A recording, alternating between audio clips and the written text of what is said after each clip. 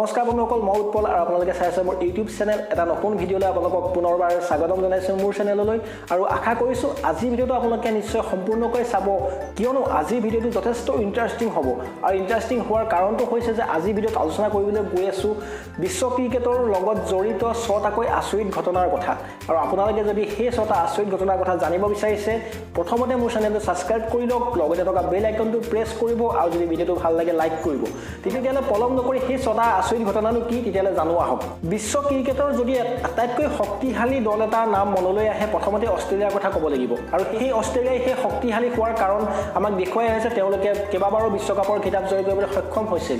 কিন্তু বন্ধুসকল, আপোনালোকে এটা কথা জানেনে যে শক্তিশালী দল অষ্ট্ৰেলিয়া বুলি ক'বলৈ গ'লেও কিন্তু ভাৰতো কম শক্তিশালী বুলি ক'ব নোৱাৰি, কিয়নো তাৰ এটা কাৰণ যে এই আচৰিত ঘটনাৰ প্ৰথমটোৰ নামেই ভাৰতীয় দলৰ কথা কৈছোঁ যে ভাৰতীয় দলে 60 অভাৰ, 50 অভাৰ আৰু 20 অভাৰ ক্ৰিকেটৰ তিনিওটা ফৰ্মেটতে ভাৰতীয় দলে বিশ্বকাপৰ খিতাপ অৰ্জন কৰা একমাত্ৰ দল হিচাপে পৰিগণিত হ'ল। 1983 চনত কপিল দেৱৰ নেতৃত্বত যিটো বিশ্বকাপ হৈছিল, সেই বিশ্বকাপটো টুৰ্ণামেণ্টটো 60 অভাৰৰ আছিলে আৰু প্ৰথমবাৰৰ কাৰণে ভাৰতে জয়লাভ কৰিবলৈ সক্ষম হৈছিলে। তাৰপিছতে 2007 চনত মহেন্দ্ৰ সিং ধোনীৰ নেতৃত্বত 20 অভাৰৰ প্ৰথম বিশ্বকাপ আয়োজন কৰা হৈছিলে আৰু সেই প্ৰথম বিশ্বকাপৰ খিতাপটোৱে ভাৰতীয় দলে জিকিবলৈ সক্ষম হৈছিলে। তাৰপিছত 2011 চনৰ 50 অভাৰৰ বিশ্বকাপ, যি ভাৰতত অনুষ্ঠিত হৈছিলে আৰু ভাৰতেই মহেন্দ্ৰ সিং ধোনীৰ নেতৃত্বত সেই বিশ্বকাপৰ খিতাপ জিকিবলৈ সক্ষম হৈছিলে। প্ৰথমটো আচৰিত ঘটনা এইটোৱে আছিলে যে ভাৰতীয় দল একমাত্ৰ দল বিশ্বৰ ভিতৰত যে তিনিটা ফৰ্মেটতে তেওঁলোকে বিশ্বকাপৰ খিতাপ অৰ্জন কৰা দল হিচাপে বৰ্তমানো বৰ্তি আছে আৰু সেইটো ভৱিষ্যতেও কেতিয়াও ভাঙিব নোৱাৰে, কিয়নো 60 অভাৰৰ খেল আমি বৰ্তমান সময়ত দেখিবলৈ পোৱা নাযায়।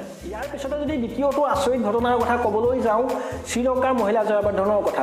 শ্ৰীলংকাৰ ক্ৰিকেটৰ প্ৰতি তেওঁৰ যিখিনি অৱদান সেইখিনি অতিকৈ প্ৰশংসনীয় আৰু তেওঁৰ প্ৰদৰ্শনো দেখিবলৈ যথেষ্ট ভাল। তেওঁ শ্ৰীলংকাৰ হৈ যথেষ্ট ভাল ইনিংছো খেলিবলৈ সক্ষম হৈছিলে। কিন্তু আচৰিত কথাটো হ'ল যে 2007 চনৰ বিশ্বকাপত মহিলা জয়বৰ্ধনে ছেমি ফাইনেল খেলখনত আৰু ফাইনেল খেলখনত দুইখন খেলতে শতক অৰ্জন কৰিবলৈ সক্ষম হৈছিলে। আৰু এইটো এটা ৰেকৰ্ড যে কোনো এজন বেটছমেনে আজিলৈকে বিশ্বকাপৰ ছেমি ফাইনেল আৰু ফাইনেল দুইখনতে শতকীয় ইনিংছ খেলিব পৰা নাছিলে আৰু মহিলা জয়বৰ্ধনে সেই ৰেকৰ্ডৰ গৰাকী বৰ্তমান হৈ আছে। নহয়নে বাৰু? বৰ্তমানলৈকে এইটো এটা আচৰিত ঘটনা।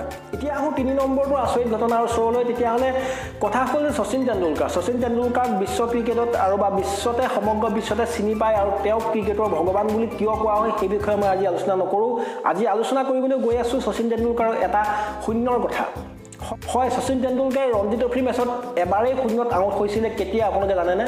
2009 চনত তেওঁ ভুৱনেশ্বৰ কুমাৰৰ বলত 0 ৰানতে আউট হৈছিলে আৰু সেইখনেই আছিল শচীন তেণ্ডুলকাৰৰ ৰঞ্জী ট্ৰফি মেচত প্ৰথমটো শূন্যত আউট হোৱা ইনিংছ আৰু তাৰপিছতো তেওঁ শূন্যত আউট হোৱা নাছিলে। ভুৱনেশ্বৰ কুমাৰক সেই সময়ত চিনি পোৱা নগৈছিল, কিন্তু বৰ্তমান সময়ত ভাৰতীয় ক্ৰিকেটত ভুৱনেশ্বৰ কুমাৰ এজন সুদক্ষ বলাৰৰূপে পৰিচিত। 4 নম্বৰটো আচৰিত ঘটনাৰ কথা ক'বলৈ যোৱাৰ আগত কৈ দিছোঁ যে আচৰিত ঘটনাৰ কথা ক'লে নিশ্চয়কৈ মনলৈ আহে যে ৱেষ্ট ইণ্ডিজৰ খেলুৱৈৰ নাম কিয় নাই। হয়, আছে ৱেষ্ট ইণ্ডিজৰ খেলুৱৈৰ নাম ক্ৰিছ গেইলৰ নাম। ক্ৰিছ গেইলক আমি দেখিবলৈ পাওঁ 20 অভাৰত তেওঁ স্পেচিয়েলিষ্ট বেটছমেন বুলি কোৱা হয় আৰু 50 অভাৰতো তেওঁ দমনীয় প্ৰদৰ্শন আমি দেখিবলৈ পাওঁ। কিন্তু তেওঁ এই দুটা ফৰ্মেটৰ পৰা আঁতৰি তেওঁ টেষ্ট ক্ৰিকেটত এটা অদ্ভুত ৰেকৰ্ড গঢ়িবলৈ সক্ষম হৈছিলে আৰু সেই ৰেকৰ্ডটো তেওঁ 2012 চনত অদ্ভুত ৰেকৰ্ডটো গঢ়িবলৈ সক্ষম হৈছিলে শ্ৰীলংকাৰ বিৰুদ্ধে এখন টেষ্ট মেচত। ৰেকৰ্ডটো হ'ল এনেধৰণৰ যে তেওঁ সেই টেষ্ট মেচখনত বেটিং কৰিবলৈ আহি প্ৰথমটো বলেই ছিক্সাৰ কৰাবলৈ সক্ষম হৈছিলে। বৰ্তমানলৈকে ক্ৰিকেট ইতিহাসত এইটো কেতিয়াও হোৱা নাই যে টেষ্ট মেচ এখনৰ প্ৰথমটো বলতে কোনোবা এজন বেটছমেনে ছিক্সাৰ কৰাবলৈ সক্ষম হৈছিলে আৰু সেই কাম কৰি দেখুৱালে ৱেষ্ট ইণ্ডিজৰ ক্ৰিছ গেইলে। এইটো এটা আচৰিত লগা ঘটনা নহয়নে? সুনীল গাভাস্কাৰক সকলোৱে চিনি পায় আৰু সুনীল গাভাস্কাৰে হ'ল ভাৰতৰ টেষ্ট ক্ৰিকেটত প্ৰথমতে 10,000 ৰান কৰা এজন খেলুৱৈ আৰু 34টাকে শতক তেওঁ কেৰিয়াৰ সমাপ্তিৰ আগলৈকে কৰিবলৈ সক্ষম হয়। কিন্তু ইয়াৰ মাজতে আচৰিত কথাটো হ'ল যে সুনীল গাভাস্কাৰে টেষ্টত বেটিং কৰিবলৈ আহি 3বাৰকৈ 0 ৰানতে আউট হোৱা প্ৰথমজন বেটছমেন বিশ্বৰ বৰ্তমানলৈকে। এইটো এটা আচৰিত ঘটনা নহয়নে? ইমান এজন ভাল বেটছমেন তেওঁ 3বাৰকৈ প্ৰথমটো বলতে আউট হৈ পেলাই এটা ৰেকৰ্ড গঢ়িবলৈ সক্ষম হৈছিলে। এতিয়া 6 নম্বৰটো আচৰিত ঘটনালৈ। 6 নম্বৰ আচৰিত ঘটনাটো এনেধৰণৰ যে বহুতো বলাৰে আমি দেখিবলৈ পাওঁ হেট্ৰিক অৰ্জন কৰিবলৈ সক্ষম হয়, কিন্তু সেই হেট্ৰিকৰ মাজতে এজন বলাৰৰ ওচৰত সেই আচৰিত এটা মিল দেখিবলৈ পোৱা গৈছিল যে তেওঁৰ বাৰ্থডেৰ দিনা তেওঁ সেই হেট্ৰিক অৰ্জন কৰিছিলে আৰু বিশ্বৰ একমাত্ৰ বলাৰ হিচাপে পৰিগণিত হ'ল তেওঁ নিজৰ জন্মদিনৰ দিনা হেট্ৰিক অৰ্জন কৰা। তেতিয়াহ'লে সেই খেলুৱৈজন হৈছে অষ্ট্ৰেলিয়াৰ বেগী বলাৰ পিটাৰ চিডল। তেতিয়াহ'লে বন্ধুসকল, এইটো এটা আচৰিত মিল নহয়নে বাৰু? তেওঁৰ জন্মদিনৰ দিনাই তেওঁ হেট্ৰিক অৰ্জন কৰি পেলাই এটা ৰেকৰ্ড গঢ়িবলৈ সক্ষম হৈছিলে। তেতিয়াহ'লে বন্ধুসকল ভিডিঅ'টো ইমানখিনি আছিলে আপোনালোকক কেনেকুৱা পালে আৰু এনেকুৱা ভিডিঅ' মই আগলৈ লৈ আহিম নেকি আপোনালোকে মোক কমেণ্ট বক্সত কমেণ্ট কৰি জনাব তেতিয়াহ'লে নতুন এটা ভিডিঅ'ত লগ পোৱাৰ প্ৰতিশ্ৰুতিৰে বৰ্তমান ভিডিঅ'টো সামৰণি মাৰিছোঁ যদি চেনেলটো ছাবস্ক্ৰাইব কৰা নাই কৰি ল'ব ভিডিঅ'টো ভাল লাগিলে লাইক কৰিব